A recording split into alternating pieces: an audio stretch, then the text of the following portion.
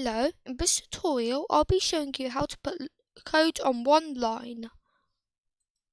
So if all of the code ends in a semicolon, just not the last one, but it wouldn't throw a syntax error if it did have the last one. This one throw a syntax error, but or any error. A thing which would throw out a syntax error would be a function. So you'll have to give them their own individual line. So if we have this, we have answer, and this hasn't been run else. Else it wouldn't let us run it if it was on the same line because it'll just throw a syntax error.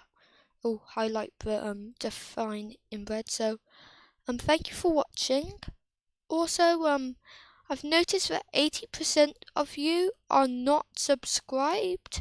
So, please, I'm working hard to upload these videos and I really appreciate when someone subscribes.